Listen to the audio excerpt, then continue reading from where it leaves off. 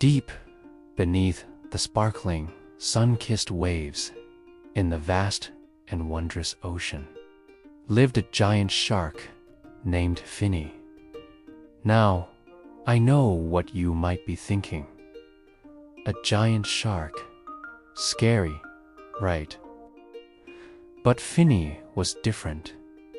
He was the gentlest giant you could ever meet.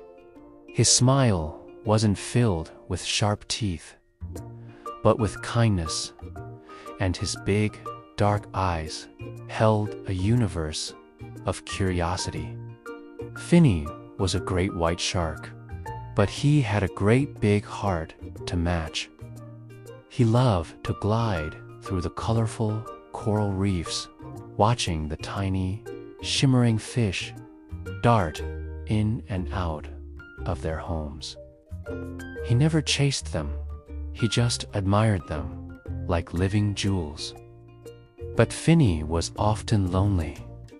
The other sea creatures, seeing his size, would quickly swim away, hiding in cracks and crevices before he could even say hello. All Finny wanted was a friend. One sunny afternoon, as Finny was drifting near a forest of seaweed, he heard a tiny, muffled cry. Help. Oh, please, somebody help me. Finny followed the sound.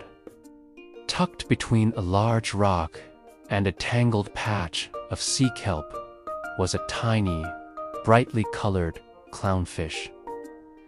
She was caught. Her little fin was stuck fast in the thick, green strands. The more she wiggled, the tighter the kelp seemed to wrap around her. This little fish was named Coral. She was known for her adventurous spirit and her dazzling orange and white stripes. But right now, she was very scared. She looked up and saw a gigantic shadow looming over her. It was Finny.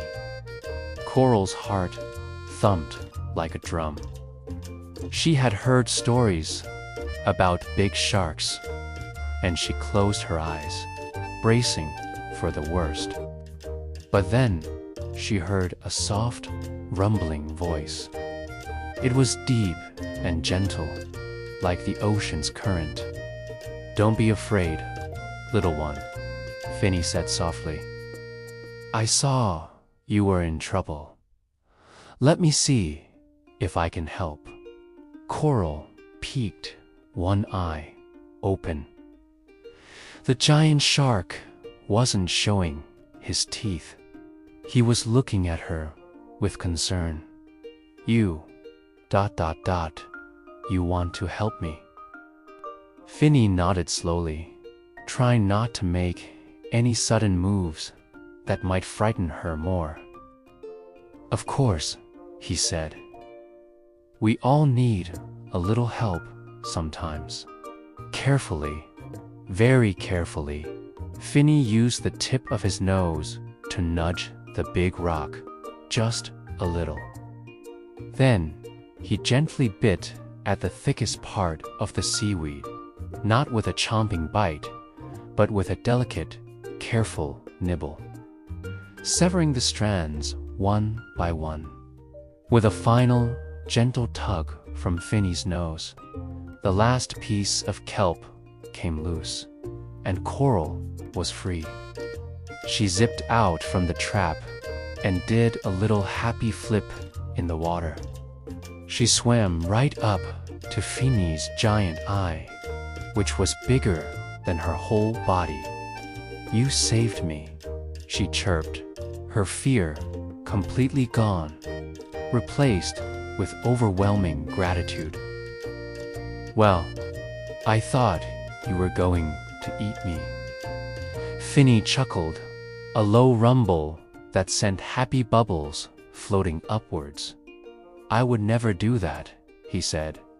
My name is Finny. What's yours? I'm Coral, okay? She replied cheerfully. "It's so nice to meet you, Finny. You're not scary at all." From that moment on, an unlikely and wonderful friendship began to blossom. Coral, being so small and quick, could go places Finny couldn't. She would dart into tiny caves and crevices, returning with stories of sparkling crystals and shy seahorses. She'd describe the intricate patterns on the shells of hermit crabs and the funny faces of the pufferfish. Finny, in turn, would listen with fascination, his big head tilted to one side. He loved hearing about the small wonders of the reef that he could never see up close. In return, Finny would show Coral the bigger world. He'd let her ride on his head, just behind his eye, where she had the best seat in the ocean. Together, they explored parts of the sea that Coral had only dreamed of. With Coral perched on his head, Finny would swim up towards the surface. They would watch the sun's rays dance through the water, creating sparkling patterns on the ocean floor. "It's like the sky has a million diamonds," Finny, Coral would exclaim. Finny would take her to see the majestic sea turtles gliding gracefully on the currents, and they'd follow pods of playful dolphins as they leaped from the waves. Coral was Finny's tour guide for the small world, and he was her protector in the big, wide ocean. The other fish, who once hid from Finny, started to see him differently. They saw the tiny, cheerful Coral always by his side, laughing and chatting. They saw how gently he moved around the delicate coral, how he never disturbed their homes. They began to understand that his size didn't define his heart. One day, a big old fishing net, discarded from a boat, drifted down and snagged on a large section of the coral reef. It was a disaster. Many of Coral's friends and neighbors were trapped, tangled in the strong, cruel mesh. Panic spread through the reef. The fish wriggled and struggled, but just like Coral had been, they were stuck fast. Coral zipped back and forth, trying to calm everyone down, but she was too small to break the thick ropes of the net. Her heart ached, seeing her friends so scared. She knew who could help. She sped off as fast as her little fins could carry her, searching for her best friend. "Finny, Finny, we need you," she cried, her voice filled with urgency. Finny heard her call and came at once. When he saw the terrible net draped over the beautiful reef, his gentle eyes filled with determination. "Don't worry, Coral," he said, his voice steady and reassuring. "We'll get them out." The other fish flinched as he approached, their old fear returning for a moment. But Coral swam in front of them. "It's okay," she announced. "This is my friend, Finny. He's here to help us." With the trust of his little friend leading the way, Finny went to work. He used his strength, not for hunting, but for helping. He bit through the thick main ropes of the net with his powerful jaws, snapping them in two. He used his body to push and lift the heavy netting, creating large openings for the trapped fish to escape. One by one, the parrotfish, the angelfish, and the little damselfish swam free, thanking Finny as they went. It took a long time, and Finny grew tired. But he didn't stop until every last fish was safe. When the work was done, the entire reef was buzzing with gratitude.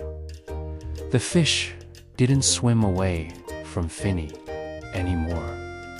They swam around him, a rainbow of thanks.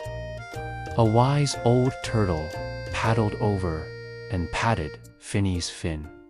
"You have a good heart, young shark," he said. "You've reminded us all not to judge someone by their size, but by their actions." From that day on, Finny was no longer the lonely giant. He was Finny, the hero of the reef. He had dozens of friends, but coral, of course, remained his very best friend. They showed everyone that it doesn't matter how big or small you are. What truly matters is the size of your kindness and the courage to help a friend in need. And they lived, swimming happily together in the vast and wondrous ocean. Thank you so much for watching this story with us today. If you enjoyed Finny and Coral's adventure, don't forget to hit that like button and subscribe to our channel for more heartwarming tales. We love sharing stories with you. See you next time.